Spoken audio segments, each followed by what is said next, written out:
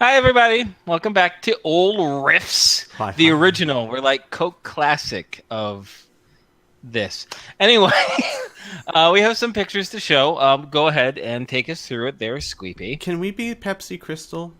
Whatever. We're our own thing. We're goddamn everything light. Did All right. anyone Anyway. in front of you might actually be the only one that would remember this? Did anyone ever actually have Pepsi Crystal? It was the mid-90s. I'm the only person who was alive during the midnight. I No, know what you but- mean. yeah. In Canada, we didn't really get a lot of the special Pepsis. I remember it vaguely, but I don't think I ever You're drank it. probably lucky it was crap. It was really So we're not. So why are you saying? Never mind. You know what? Fuck it. So Just show the first up, pictures. we have Criana. This is a picture of Mila. I'm guessing with the cool little neck. What would you call that? What is that? Choke. A choker. Thank you. It's a Yeah, choker. choker. A choke. It's a choker. No, choke is an Okay. action. That's a verb. Well, that's how we. You don't wear verbs. That's how we call it. Okay, we can't hear the other part of the conversation, Squee. Sorry, HK sitting next Okay. to me. But right. anyway, and then the next one we have is from Honey Jade, and this is like last week. She started her own Rifts campaign, and this is kind of if her character ran into our characters, and this is her character hugging Tom, letting him know that it's okay, or at least that he's not alone. It's Maybe not that it's okay, but You are not alone. I am here with you, and so on and so forth. All right, what else we got? that's it. That's all we have for fan art this week. Beautiful. Okay. So, when we last left off, you folks were here on Freedom Station. You were, right now, your ship is getting refueled, and it is getting a gravity generator installed into it.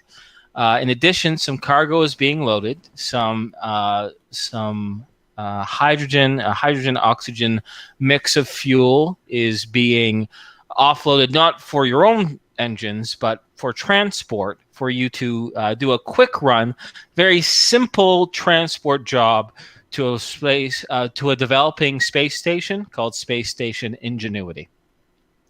And you just had you have about 24. You have a 24-hour pass now. You had a 12-hour pass that was extended to 24 hours to this first kind of section 1, kind of a bit of a hub area for freebooters and for employees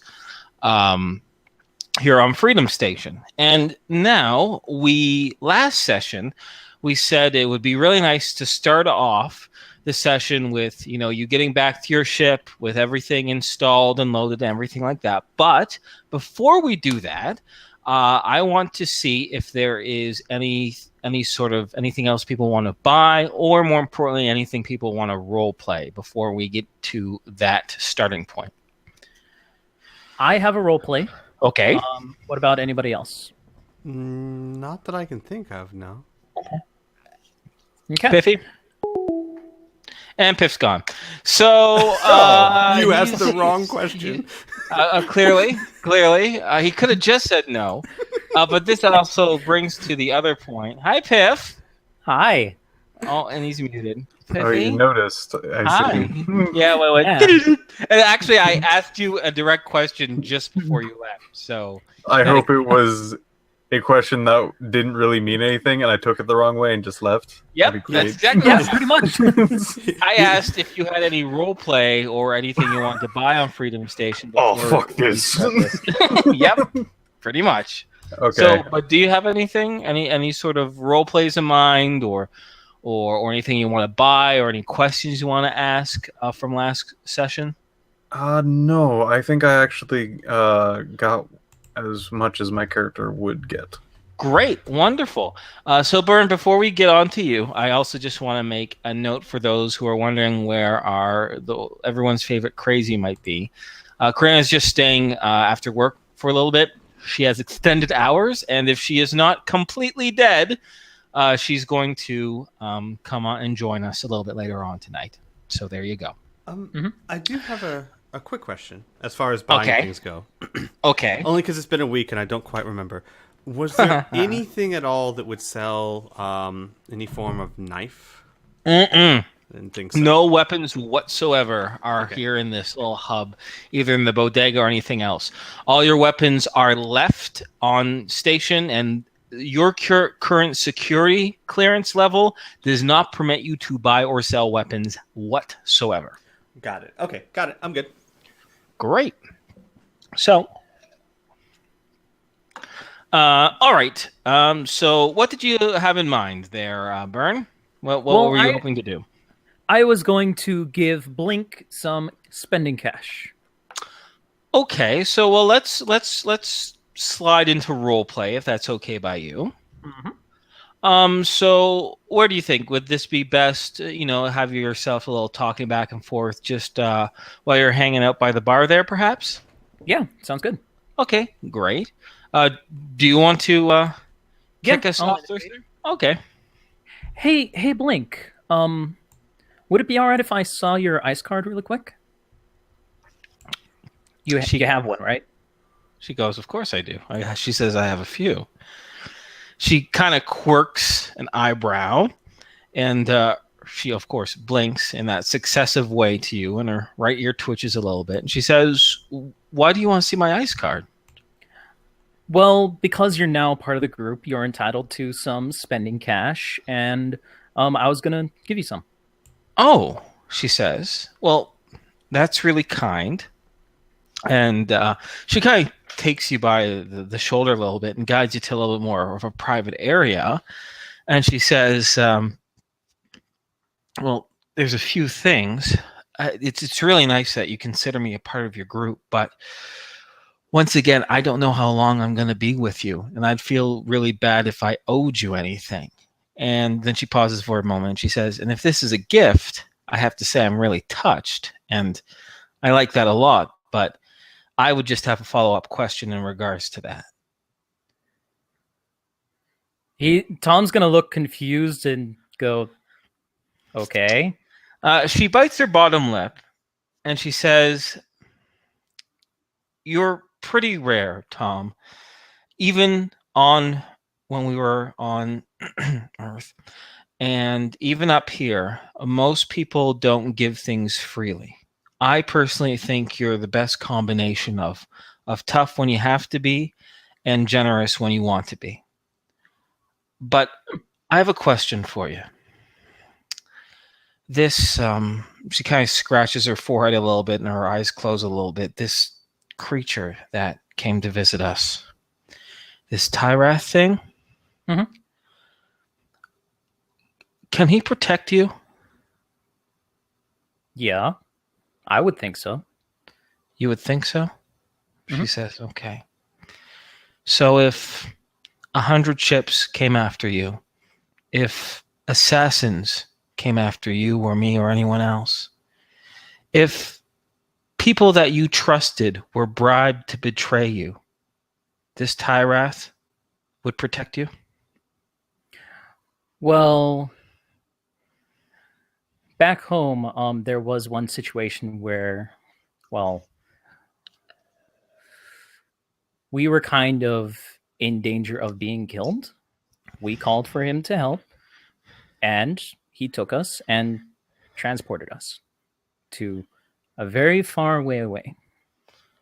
Somewhere where this entity didn't have, not Tyrath, but the thing that was trying to kill us had no hold. See, she says. Okay. Because maybe you've known this thing longer than I have, and frankly, if I didn't see it with my own eyes, I'd be really skeptical. I'll assume you know what you're talking about. But if you're serious in getting in bed with the network, you have to realize how dangerous this is. And the reason why I wouldn't want to take your money as payment or as a gift is because I kind of like you, Tom, and I think you're going to need all the help you can get, including every scrap of ice, if you do the wrong thing, if you go against them, or if there's a misunderstanding, or even worse, if the network starts to use you.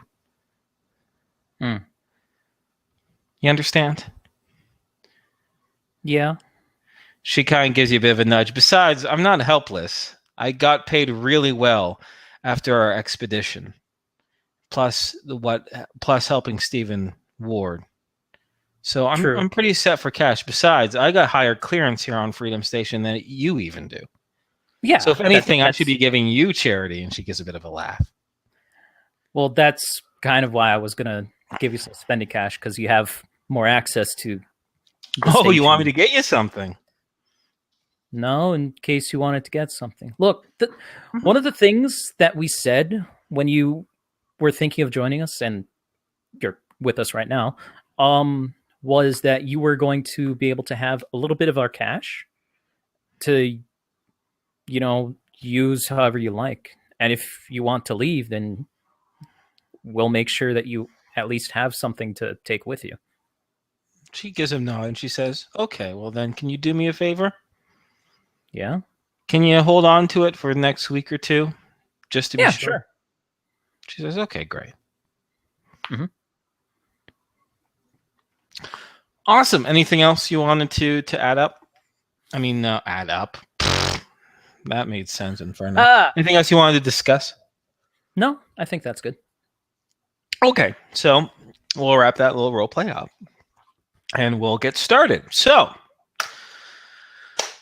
let me set the stage for you. All right, now. Alicia is still in the House of the Golden Place, that realm, that area, that little pocket, with Hannibal looking after him, and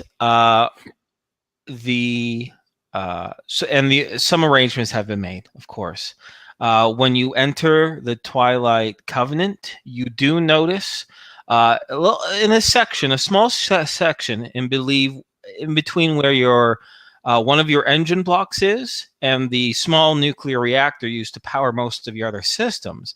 In between those two areas lies a new device, which appears to be this anti-gravity generator. And much to your great relief, perhaps, it is working perfectly. There has been some changes, however, to the cargo area. Now, before, when it was completely in an anti-gravity state, there'd be a huge ring around the cargo area itself in which items would be strapped upon. Right now, clearly with gravity involved, not everything is sticking to the sides and to the roof of the ship anymore. They've all now pretty much been arranged on the ground, I guess you could say, where the gravity is heaviest. And in that space, actually, are these huge reinforced tanks in oval shapes with a little bit of some bracing underneath of it, filled with this fuel ready to transport. This is 30 tons of fuel, by the way. So it takes a very large portion of your cargo area, but enough for you to get back and forth, no problem.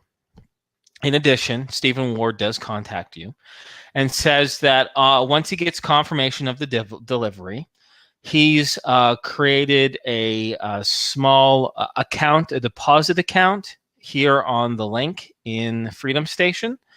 So when you come back to Freedom Station, you'll be able to get your share of the payment for the job, he says.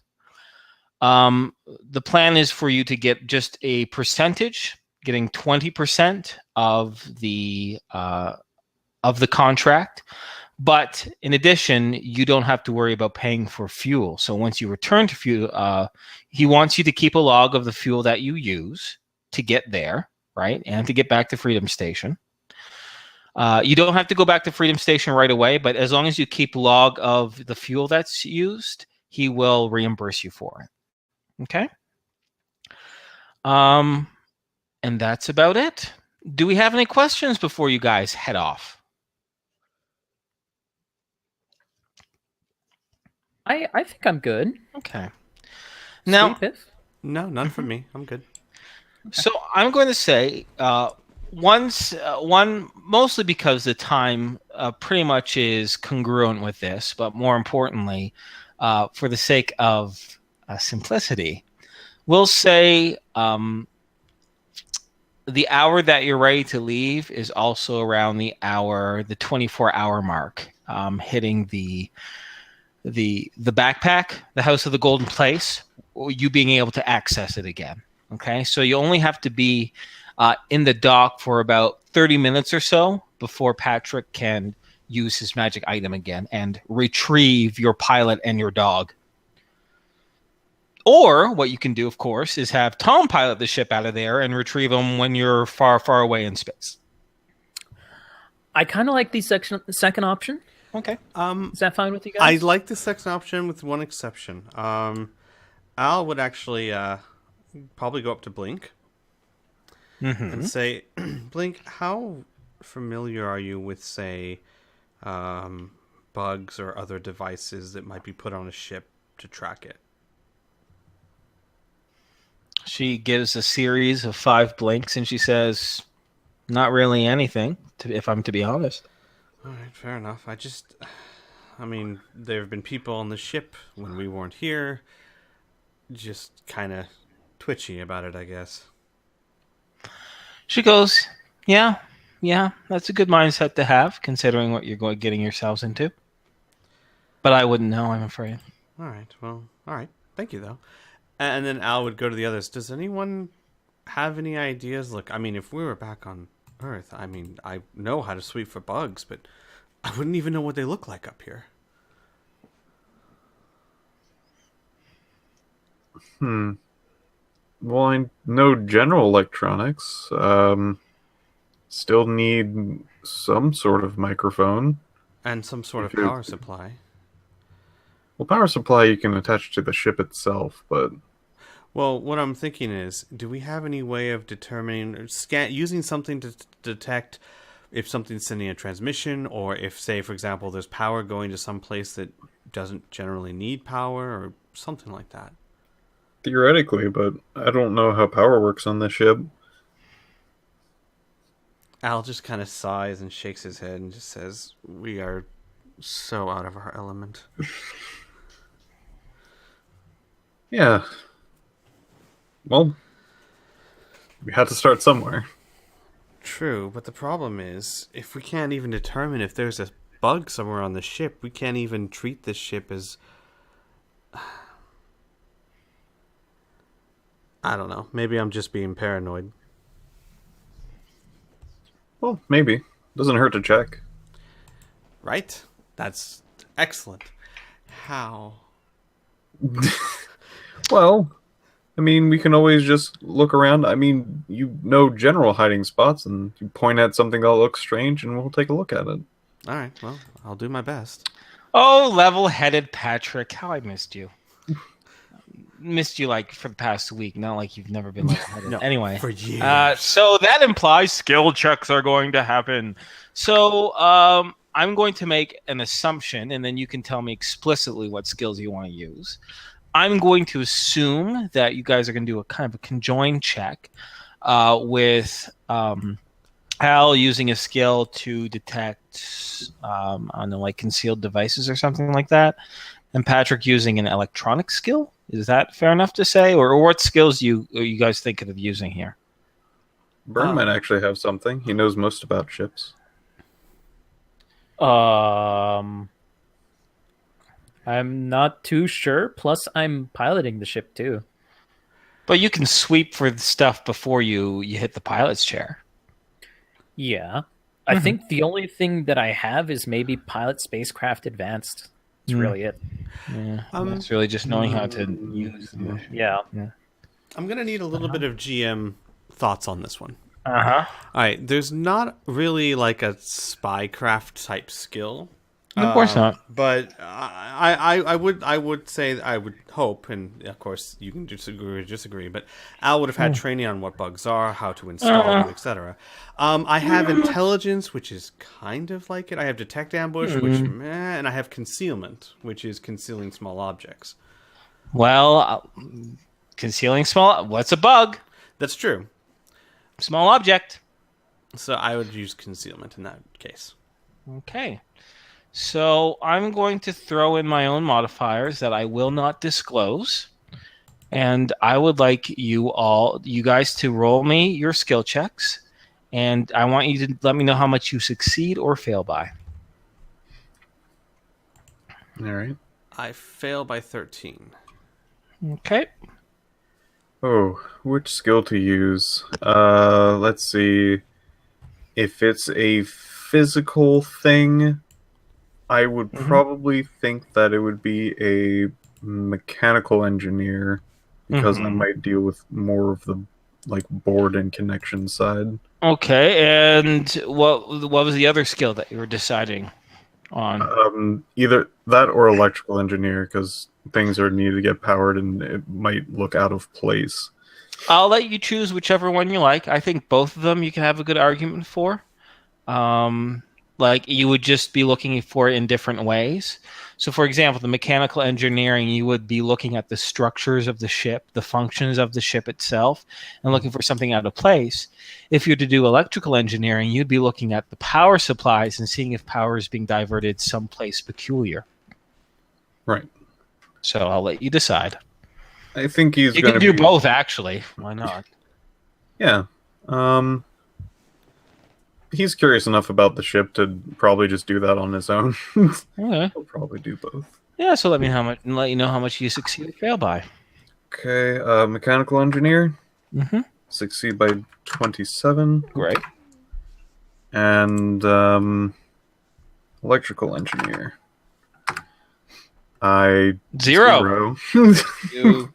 So that's technically a success by 0. Like Or a failure by 0. Oh, my brain is collapsing in on itself at the logic of that. DM.exe needs to reboot. Okay, so you guys spend the next 30 minutes as you're making, perhaps Burn, maybe as Tom is making, doing flight checks and getting himself, familiar with the Twilight Covenant, the whole shebang. So Al, you sweep the ship as best you can, looking through nooks and crannies and places that, well, if you had to plant a bug on the ship, these are the places that you would probably do.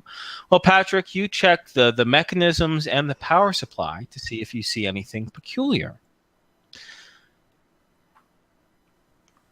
With the exception of a few false flags that seem to be, for example, a power spike that is later rationalized, Patrick, by your anti-gravity mechanism, just creating a power spike and adapting to the new power supply.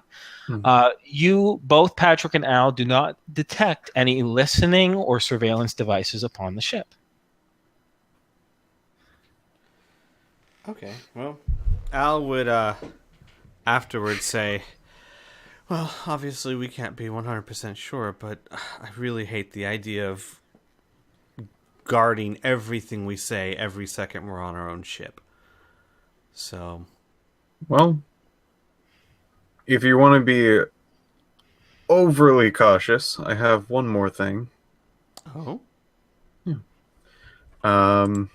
He's going to mutter something under his breath and grow a giant nose. Al's going to raise an eyebrow. I'm casting Sense Magic. Okay.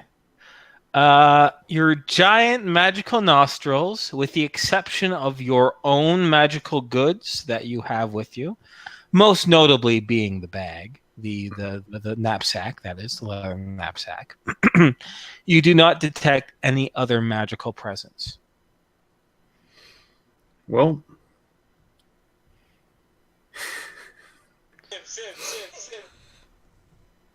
What? Nothing? Oh, no. You hear Civ in the background. My phone went off on an episode of Three Galaxies. Never mind it. That's hilarious. Well, Whoever said that sounded really sexy. It was you. Never mind. Like halfway through it, I was like, oh, wait. Wait a second. Anyway, there you go, Patrick. Anything else? No. Okay, great. So is it okay if I switch things to a more narrative as I describe the next little bit, do a little bit of time compression? Is that fine by you? Sure. Yeah. And feel free to interrupt me at some point to let me know if you want to do something retroactively or not. Yeah. So, Tom, thanks to the guidance, the clear guidance, if you had to dock or undock from, say, a real strange hodgepodge, such as on top of an asteroid in a very small confined area, or a clusterfuck that is known as Outcast Station Stock, I'd have you roll a piloting check. But these are as close to ideal conditions as you've ever seen. So you are able to guide your cargo shuttle, the Twilight Covenant, out of the docks of Freedom Station and once more hit that wonderful sparkling vacuum of space. Now, at one point, would you guys want to retrieve Alicia and Hannibal?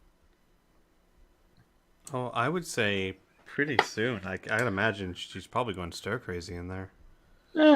She has some entertainment. Patrick gave her his personal computer with some books and some other articles on it. So hopefully she's okay. There are a few books around the place. Yeah. And there is the 2 books from, I cannot remember her name. Eris Tannen. Aaron Tarn. Aaron Tarn.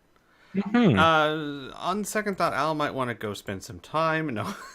No, I think he'd still advocate for as soon as we're clear and a decent distance away to go check So it out. perhaps, yeah, when you're outside of General Freedom Station airspace, maybe after traveling for about an hour or so towards your destination? Yeah. Okay, great. So Alicia and Hannibal are returned. I'm not sure who would want to do that, go in there. I don't know if it'd be maybe Patrick himself, letting him know that it's the all clear and escorting, your 2 companions out through the front door. Mm-hmm. Okay, great. So sure enough, Alicia, Patrick, and Hannibal himself reappear inside exactly where they left off, actually. Back onto the Twilight Covenant itself. And everything's fine. Alicia had a fine time. She did admit that she was going just a little stir crazy, just only slightly. She slept probably more than she needed to. Things were really bright in there, and Hannibal was super distracted, but she had a good enough time. There was nothing worried to report. A few times Hannibal started to get into things that he wasn't supposed to, but she kind of put a stop to that. So nothing was damaged, and there was no mess left behind. Okay. And with a big grin, realizing that there is now gravity on board the ship, she makes her way up to the front cockpit, gets things acquainted with Tom, gets filled in with the situation, and she takes the co-pilot seat at this point. Cool. Now, guys, I'm going to be honest with you. I have a feeling that this is probably going to be a relatively cut and dry cargo run. Okay. Mm-hmm. So it will probably take about 2 days in game, but I am very willing to simply explain it. Just spend a couple sentences on it, if that's okay by you guys.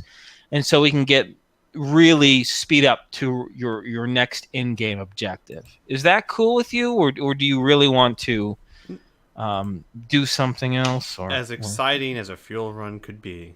Yeah, I know. Okay. Mm-hmm. The only thing that I am interested in is we're running fuel to a standalone space station, right? Yes. Now you would have known that this is not a space station nearly the size of, say, Freedom Station or Eurostation or Outcast Station. Stations come in all variety of shapes and sizes, and this is a very minor one that is still under construction. Mm-hmm. Okay. Well then, never mind. Okay. I was just gonna ask, what does it look like? Oh no, I'll explain that. I'll definitely. Cool. Oh yeah, I wasn't gonna just be like, and you do it, and it's done. That would be boring. I'm gonna explain some things, but I'm not gonna devote an hour of the game time towards it. That's all. Mm-hmm. Groovy. So it's okay if Inferno switches on to narration mode for a little while? Yep, Go sure. for it. Okay. So thankfully, this run is probably as easy and, as mentioned before, cut and dry as one could possibly be. A simple 2 days careening through space, which Blink actually informs you that as far as safe routes go, nothing is really safe. When you start to get beyond the major space stations, there's always a propensity for disaster or maybe even some sort of pirate attack or misunderstanding or errors or whatnot. But this is about as simple as you can be. This particular traverse is a very safe sector of orbital space. So, with no surprise, you do not come across any destruction, any beacons, any pirates, any bandits. In fact, you only pass by you don't physically pass by any ship, but on your readings, you only see about 4 other ships who seem to be a very large distance away, miles upon miles upon miles, that seem to be going their own chartered routes. So thankfully, the travel throughout space is without incident. Space travel itself, by the way, is probably still a very new thing to your characters. And I guess the one thing I would like to incorporate, at least visually, perhaps in your imagination, is that when we look upon space from Earth, we're looking through atmosphere, right? Even in the darkness, we see that big kaleidoscope of stars, and it's beautiful and it's amazing. But I imagine it is nothing like actually breaching our own atmosphere and floating upon it itself. The tapestry around you is not just simply boring black escape with little white dots, right?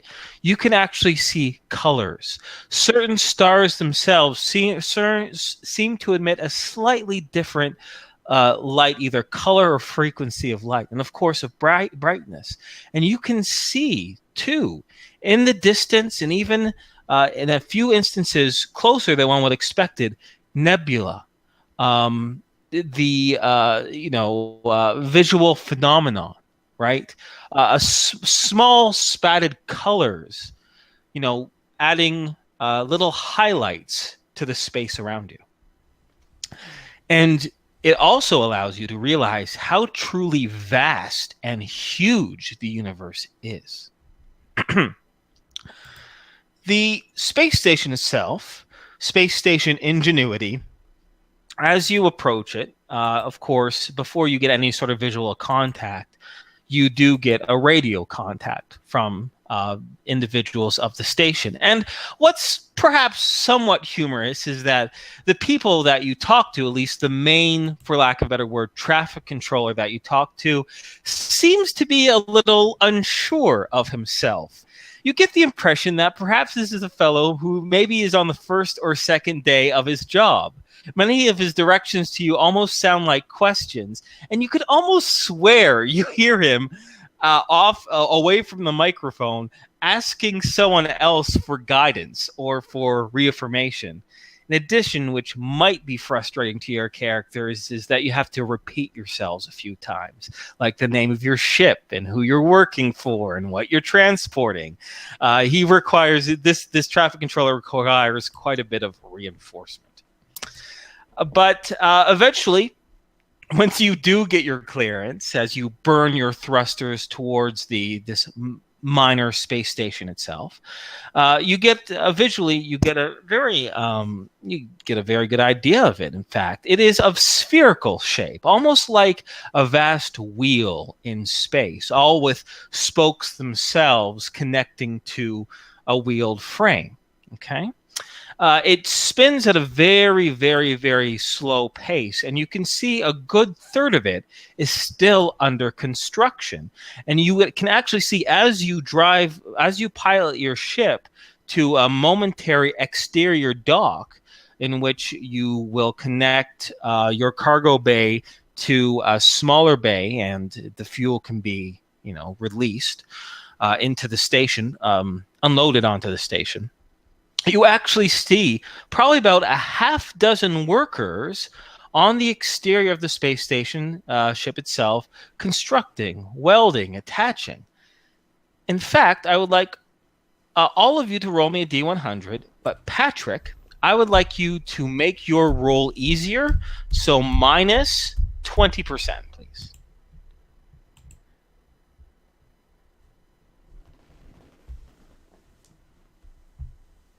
Okay, all right.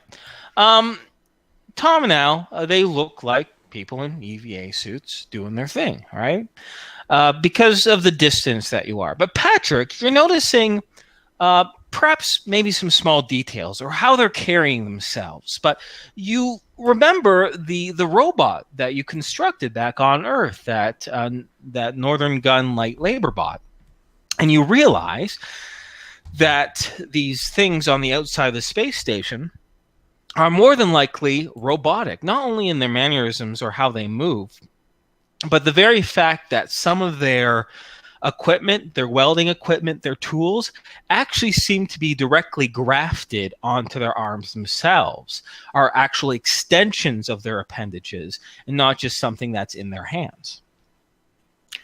But thankfully, the unpreparedness and the inexperience of this traffic controller is the hardest part of this entire little trade mission. The fuel itself is unloaded. The individuals that you talk to are polite but curt. And sure enough, with confirmation and the proper logs and the proper data that is required to return back to Stephen Ward, your boss, back on Freedom Station is complete.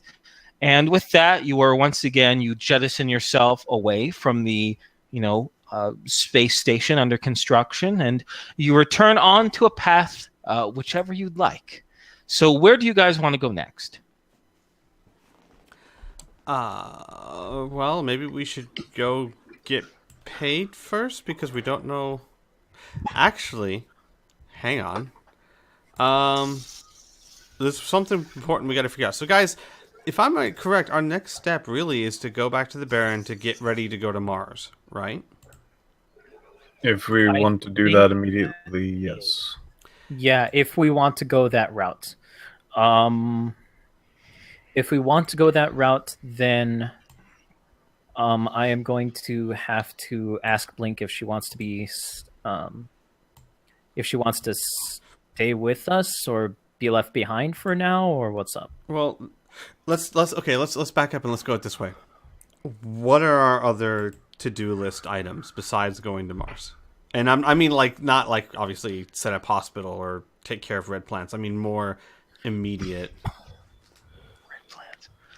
I honestly don't think there's anything else on the menu other than, just doing the whole weekly grind of doing a mission for Stephen Ward and all of that stuff. If we want to go forward with this plan with the Baron, well, either way, we're probably going to need to talk to the Baron to either say he's not into it, we talk to him, or we can do it, but we're going to need this. We need to figure out if we want to go ahead with this. Well, okay, so I think that we should probably go ahead with this for a couple of reasons, and Nal would probably mirror this. After Blink gives us what she said, I'm even more convinced that we should probably do what we can, because we're already kind of in too deep, and they know enough about us to destroy us. They know where we're from. Yeah. They know, I mean, also one word from the Baron and everyone will be against us up here. So it's probably in our best interest to make him happy if we can. To play ball, yeah. Yeah. So if we do choose to go, we're probably going to have to let Stephen Ward know because it might take some time to get to Mars and back. Yeah.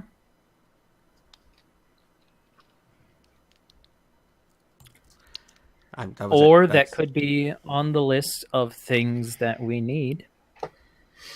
Wait, what? Or you mean what like could happen? Yeah, but wouldn't it just tell be... the Baron. Well, maybe not actually. What we should probably do is we need to talk to the Baron no matter what. We give him our list of things that we need: a ship, a few sets of power armor, maybe some magical items that Patrick and Tom can wear, or something that will allow us to capture these 6, 2 pairs of each insects alive. And once we're able to do that, we're able to come back and we're able to give the Baron the boot. So he's really interested in that. What we should possibly do is talk to him about that. And while he's setting all that up, we could go back to Freedom Station and talk to Stephen Ward. I think that's a And tell decent him, idea. hey, we're thinking of possibly doing something else. Here's your ship, and that kind of thing. And actually, I think that's a great idea. And then actually ask maybe if the Baron wants to give something so that we know this is a gift or a favor from him, because that will help. My only thing is, I think we should tell him in person and not just have it be like a message from the Baron. But if we have also... I was talking about actually flying the ship back to Freedom Station. No, I know. And meeting with Stephen Ward and going, hey, we found another opportunity. Here's your ship. Here's all your stuff. And we're going to have to go. The only thing is that's if the Baron supplies us with a different ship. And if we're going that route with the Baron, he's going to have to send the shuttle along with us or something like that so that we can get back to the Barons. Right. Well, okay. I get that part. I'm not sure we should tell Stephen Ward, hey, even if everything goes the way we want it to, hey, we found another offer, because why burn that bridge? Maybe we should be like, look, we're doing a favor for the Baron. This might work out well for you too. I don't really want to include the Baron in this. I'm not too... But see, here's the problem with that. I get what you're saying, but let's say we go there and we say, "Hey, we found greener pastures. Thanks for the ship. Ta." And not only could that be rather upsetting for him, because he signed a contract, he worked a favor for us to get the grav generator, etc., and now here we go. Yeah. And plus, it's also kind of burning that bridge, because what happens if 3 months from now, going, "Hey, remember us? Huh?" Maybe work? Yeah. No? Okay. We might need to buy out the contract or something like that. I need to let my cat out 1 sec. That's right, Kitty. Yeah. You tell him. Buy out that contract. Don't forget the meow clause. Meow, meow, meow. Meow, meow, meow, meow. Yep. I'll let you guys continue. I'll throw is it okay if I just throw in one thing? It's very, very minor. But I also recall the Baron suggesting and offering using his massive yacht, the Inside Joke, as your kind of headquarters, as a safe spot for you as well. So that might be another incentive to go speak with the Baron. Because when you last talked with them, you said, that's a really good idea. That's very generous of you. But we have to go back and get our friends and get in contact with somebody, and we'll let you know, and we'll be back, right? So, yeah. No, I agree. We should go see. I just want to add more to your not just your motivation for the Mars mission, but also because you told him you'd be back.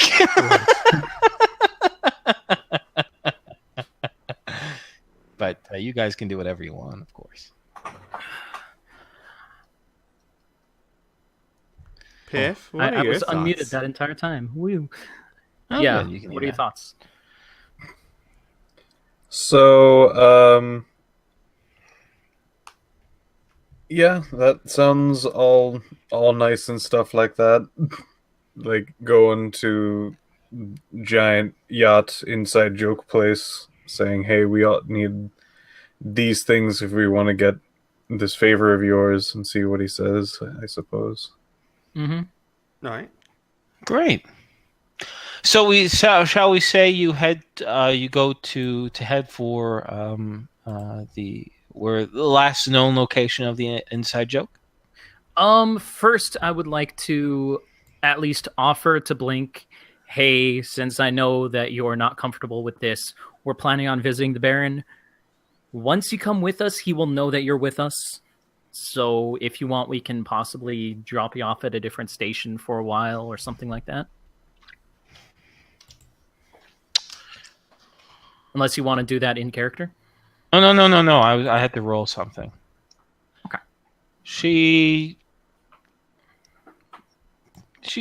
thinks for a little while, and she simply replies, I don't know why, but I guess I'm just too curious to stay behind. All right, then. So I'm willing to give it a shot and head over to the Baron's ship. I've heard quite a few things about it. And besides, Johanna's visited him. I know that. And she's safe and sound. I mean, for the most part. I mean, health aside. So, yeah. She might actually still be on there. Oh, possibly. Well, even more of a reason. Al's gonna like be walking past and stop and put his head in. They've got Rocket Ball, and then he's gonna keep on walking.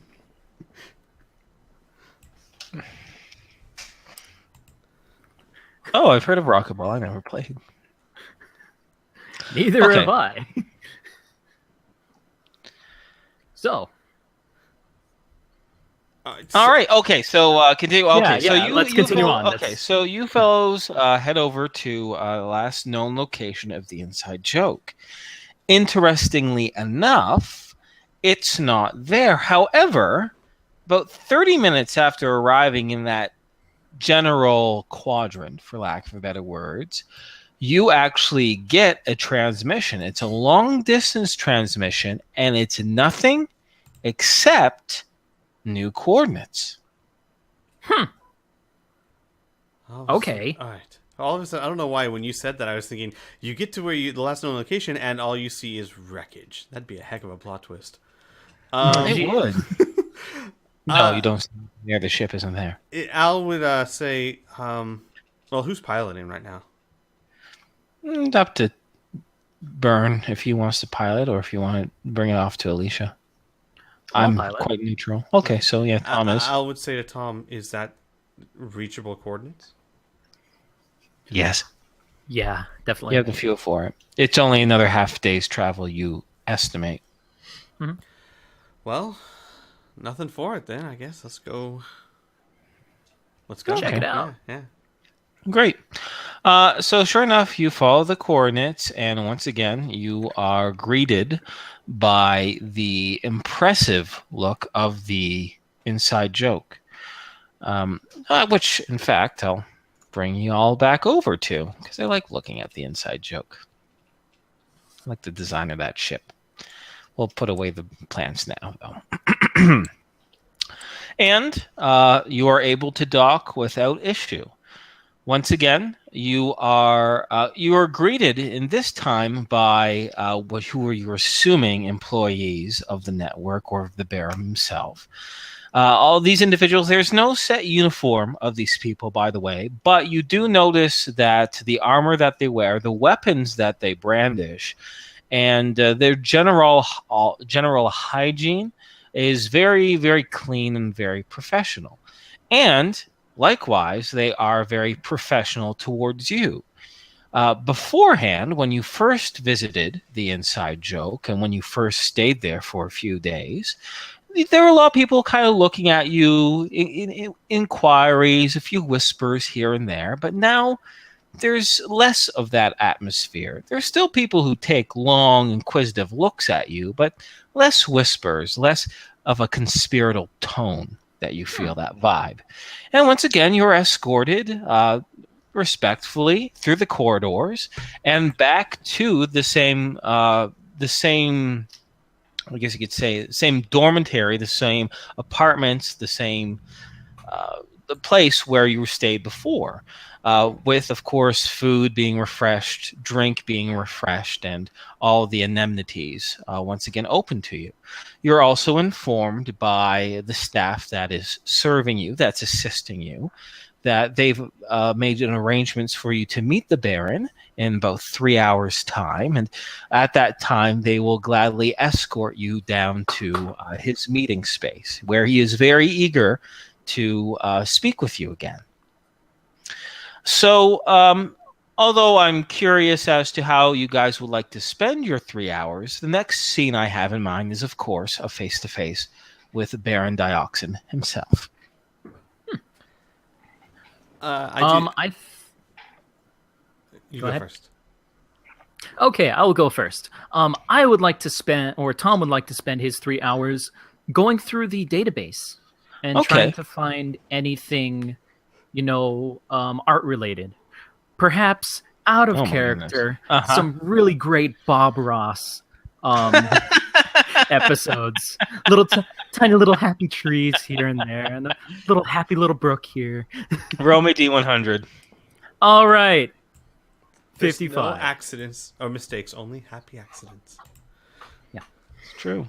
That's true. And by happy accident, you do stumble across a data cache, for lack of a better word, of 21st century artists. And sure enough, one of the highlight videos is a certain man with a certain red afro drawing certain happy little trees. But of course, that is just one selection among many. You get postmodern artists, you get, artists of both the Great War and World War II, and you get a whole, diagram of such things. So I said 21st century, but I really meant 20th century. My bad. Yeah. So there we go. So that's for you. Of course, Blink herself is taken aback at how lavishly you're being treated, and she herself indulges in the alcoholic beverages and actually scoots on down to the racquetball court to kind of check that out, since Al mentioned it so cavalierly. How about the rest of you guys? Al's going to find his way over to the drink place. You want more of that shit, don't He's you? gonna be like, You're addicted. Do you guys have any more of that that one flavor? Okay, a moment. I wrote it down. I gotta open up my document. my spoil the PCs document. No, just kidding. Game sessions.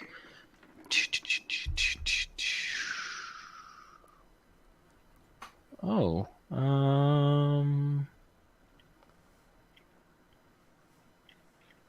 Oh, sorry. Oh God, load and go, load and go, load and go, load and go. That's how we know that he knows what's going on. Okay, while he's doing that, does that ship to anyone else look like Jabba the Hutt's vessel? No. Shut down. When it's like the Sarlacc pit. Yeah, that's what I'm talking about. Yeah, not his Yeah. palace, his ships. Yeah. There's actually an old Sort of. computer game called Dark Forces that was made in the 90s. It's a first-person shooter game. You get stuck on Jabba the Hutt's ship, and I think it looks a lot like that. But yeah, it has the similar design to the Sarlacc pit things. Yeah. I'm Except if you were to go on deck, you would be killed. yeah. Well, I'm out of stalling. if you were to go on this deck without authorization, spoiler alert, you would also be killed. Yeah. Well, I was meaning if you were to go on deck in this without a suit, you die. Oh, gotcha. Yeah. There's no atmosphere. Whee! Okay, anywho, yes, honestly, I can't remember what I called it now, and I'm looking through my notes, and nothing is popping out here at me. I got foods and drinks, but I can't remember if it's Star Kabusu or Pineapple and Nutmeg. It was Star something, I remember. Oh, Star Kabusu. Oh, yeah, it's probably Star Kabusu then. I think so, yeah. Star So Kabusu. Al would be like, do you have any more of this Star Kabusu flavor? Of course they do. Not a problem. Okay, can I have one, please? You can have as many as you like, sir. How many do you Prepare a have? drink for you.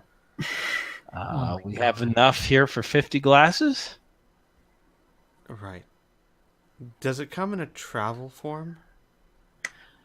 He kind of gives a polite, strange smile, and once again he retrieves that metal thermos that he had first given to you, and he says, "Yes, it's still here, sir."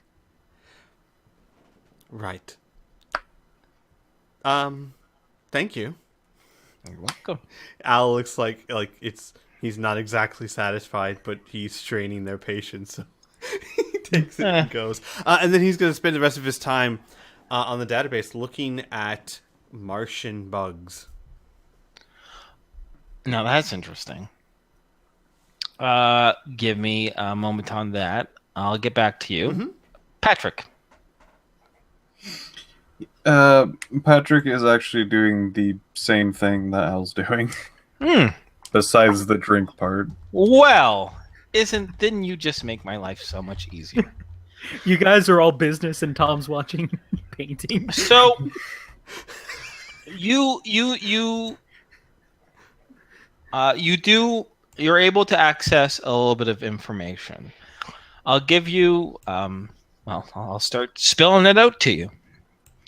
The first thing is that you get the very clear impression that this place, that Mars, is, as Tyrath implied, it is confirmed. This place is known to pretty much everyone. It's made quite explicitly that this now is, for lack of a better word, a planet that is filled with these strange, deadly bug creatures. Okay? Now, the database also lets you know that this was not nearly always the case. In fact, approximately 80 years ago, it was known as being a colony, a scientific colony, in fact, that housed approximately 3,000 individuals. And it flourished quite nicely. In fact, they were able to start some form of, although not full is it called terraformation? Yes, terraforming. Yeah, terraforming. Although they weren't able to start some explicit forms of terraforming, they were able to start localized areas. The temperature of Mars itself varies considerably, and whenever it gets dark, whenever the sun does not shine on it in the shadows, it can get extremely cold. However, this was mitigated by a series of satellites around that would reflect solar rays into local areas on the surface itself to provide a warmer temperature. In addition, there were these large not hydroponic, but these large, huge domes that would separate the exterior elements to the interior where actual plant life would grow itself. Okay. This, as mentioned, though, was 80 to 100 years ago. After that point, all communication with that colony, which Mars itself is quite a distance away from Earth, even for most conventional spacecraft, and it went completely silent. The individuals, the colonists, the people who lived and worked there, weren't heard from again. There was no distress signal, and supplies to and from Mars was few and far between. This was a self-sustaining colony.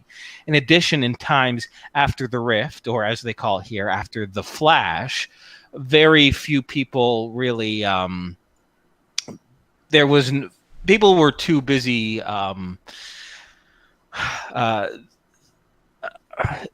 reconstructing their own lives, right, rather than worrying about some distant colony. However, this isn't all that you know of Mars itself. Since that some sort of incident 80 some years ago, there was an infamous expedition, a small group of freebooters, not funded by any sort of space station government at all. They managed to land on Mars approximately 35 years ago, in which they were able to retrieve some information, which is now infamously called the Danfield logs, named after the individual, Roberto Danfield, who managed to retrieve such data. He was among himself and two other individuals out of a group of 12 managed to escape the surface of Mars alive. Unfortunately for Mr. Danfield, he grew quite paranoid and anxious and eventually killed himself 5 years later. And the other two members of this expedition hasn't really been heard from. There's been some rumors of them popping here and there and everywhere, but mostly they have also kind of lost themselves to the sands of time. But the Danfield logs themselves are of public knowledge. It confirms that approximately 8 different species of bugs, of large humanoids, monstrous bugs, do roam the surface of Mars itself. It also confirms a few other things. The first, which might be of interest to you, is that there appear to be ley lines upon Mars itself. And in fact, in the center, in a certain central area along the equator, there seems to be a small triangle that's formed in which the main hub of the colony is almost at the exact epicenter. And in fact, as of 35 years ago, either the influence of these strange blue lines, the terraforming attempts of the colony itself, or a combination of both, is that there is a triangular area of approximately 175 miles square that is actual lush forest. In fact, is enough to sustain its own atmosphere.